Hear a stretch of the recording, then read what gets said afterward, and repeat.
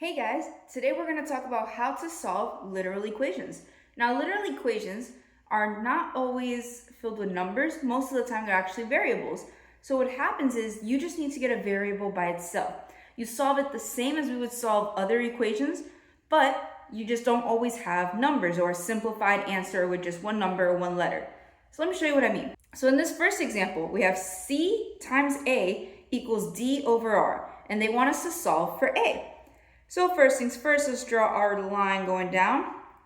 Now we need to get A by itself. For that to happen, C needs to go away. So just like in our normal multi-step equations, we want to do the opposite of what's being done to A. So C is being multiplied to A, meaning to get rid of it, I'm going to have to divide. And that's going to cancel these two out. So on the left side, we're left with A.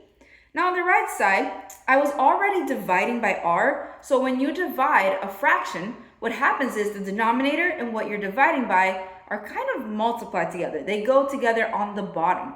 So D stays on the top unaffected, but on the bottom, I now have C and R together. And that is us solving for A. So let's try another one.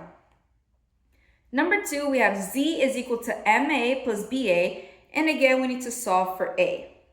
Now this is where things get a little weird because I have an A in both equations or both terms. So we need to figure out a way to get that A away from both terms. So what we do is we are going to take a look at what's happening in each term. So in the first term, M is being multiplied by A. In the second term, B is being multiplied by A. So in both cases, we're multiplying. So we know the opposite is going to be to divide. And we know we're going to have to divide both of these since they both are being multiplied with A.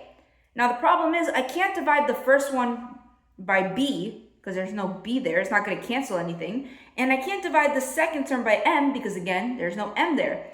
So even though it's a little counterintuitive, what we're going to do is actually divide by A. We're going to take it out. And this is known as a greatest common factor. It's something that they have in common. So this is known as a common factor, something that both terms have that we can divide out. So we're going to divide both terms by A. Now, instead of crossing them out, what we do is we take that A and we write it outside of our group. So we're going to have M plus B.